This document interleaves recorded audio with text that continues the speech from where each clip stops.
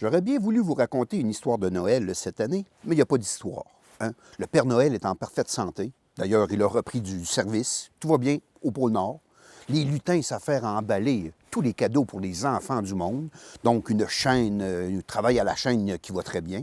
Même Rudolph et les reines sont tous présents, sont là à frotter leurs panaches et leurs sabots pour être dans leurs plus beaux atours pour la nuit de Noël. Bref, tout se déroule comme sur des roulettes et il n'y a absolument rien à raconter. Donc, mais voilà qu'un espion venu me chuchoter à l'oreille qu'il s'était passé un petit événement jusqu'ici gardé secret qui aurait pu bouleverser la nuit de Noël.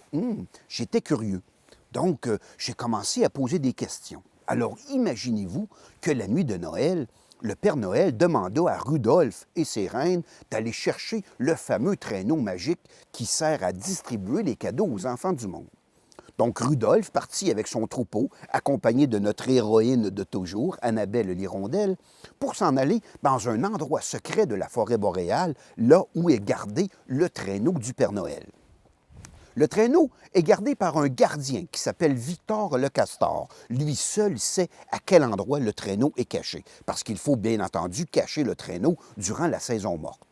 Donc, Rudolph arriva avec Annabelle sur les bords de l'étang de Victor le Castor, au beau milieu de la forêt boréale. Mais là, quelle surprise, l'étang de Victor est gelé. On a beau appeler Victor, Victor, Victor, où es-tu? Victor est introuvable. C'est à ce moment-là que Vermouth la loutre, attirée par les cris, arriva, demanda s'ils avaient besoin d'aide. « Nous sommes à la recherche de Victor, dit Annabelle. Victor le Castor est introuvable. » Alors, Vermouth la loutre dit « Moi, je connais un passage secret pour aller sous la glace et j'irai voir dans la hutte de Victor, voir si Victor serait bel et bien dans sa hutte. » C'est alors que Vermouth disparut sous la glace pendant de longues minutes.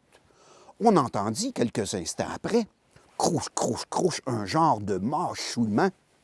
Finalement, c'était Vermouth la loutre qui croquait la glace pour laisser une partie d'eau libre de glace et on vit apparaître nul autre que Victor le Castor. « Oh, mes amis, quelle aventure!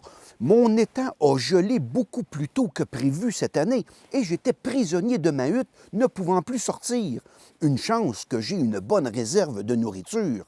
Donc, mes amis, je suis content de vous retrouver. Qu'est-ce que je peux faire pour vous? » « Ben voyons, Victor, s'écria Annabelle, nous sommes venus chercher le traîneau magique du Père Noël. Toi seul sais l'endroit où il est gardé secret. Oui, tu as raison, Annabelle, suivez-moi. J'ai mis le traîneau du Père Noël sur une île déserte de mon étang. Nulle personne n'y a accès, donc suivez-moi. » C'est lors de leur déplacement qu'Annabelle remarqua dans la neige une drôle de piste qui a laissé sa trace se dirigeant vers le même endroit que eux se dirigeaient. « Quelle est cette trace? » se demanda-t-elle. C'est alors que Fafouine l'hermine fit son apparition. « Moi je sais c'est qui, moi je sais c'est qui !» s'écria Fafouine, parce que Fafouine l'hermine, elle sait tout, elle fouine partout, c'est la mémère de la forêt boréale. Donc, c'est Grognon l'ourson. Grognon l'ourson a passé ici il y a quelques jours. Je reconnais ses pistes. Ah, qu'est-ce que Grognon l'ourson pouvait-il bien faire sur l'étang de Victor le Castor? On ne le sait pas. Lorsque les amis arrivèrent sur l'île gardée secret pour récupérer le traîneau du Père Noël, une surprise attendait le groupe. La surprise était que le traîneau du Père Noël avait disparu. Quelle catastrophe!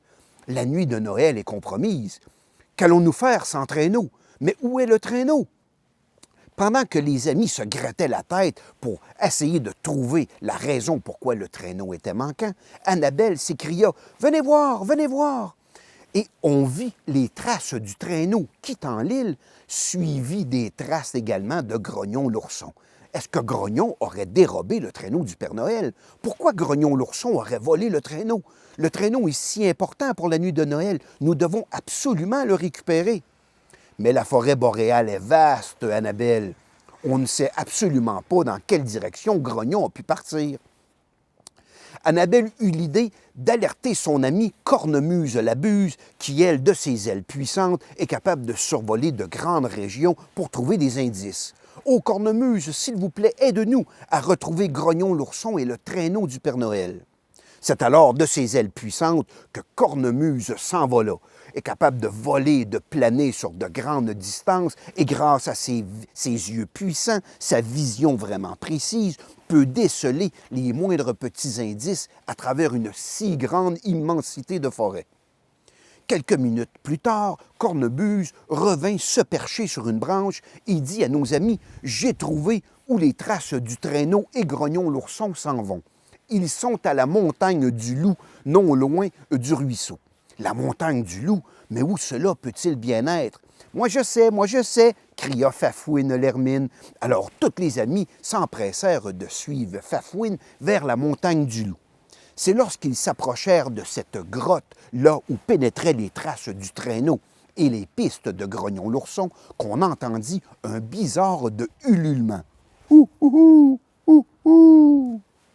Qu'est-ce que c'est? Ouh, ouh, ouh, ouh, ouh. Mais qui peut bien nous dire ces chants? Mais c'est moi, s'écria Pierre-Luc le Grand-Duc. Ah, Pierre-Luc le Grand-Duc, le grand maître de la forêt boréale, mais que fais-tu ici? Je suis le gardien de la tanière de Grognon l'ourson, car je dois avertir que quiconque y pénètre et tente de réveiller Grognon, eh bien Grognon tombe dans une mauvaise humeur terrible, voire même horrible. Il devient vraiment très grognon, que ça peut même être dangereux. Il ne faut absolument pas déranger Grognon dans son sommeil hivernal, et je dois avertir tout le monde de ce danger. Ah là là, quelle misère! Nous devons pénétrer dans la grotte, récupérer le traîneau du Père Noël. Mais qu'allons-nous faire? Alors Rodolphe dit, « Annabelle, toi seule as le courage pour cette mission. Tu es gentille, tout le monde t'aime, tu sauras convaincre Grognon de nous laisser le traîneau du Père Noël. » Ah, c'est à contre-cœur que Annabelle rentra tranquillement dans la grotte de Grognon l'ourson, évitant de craquer la moindre brindille pour ne pas alerter et réveiller Grognon.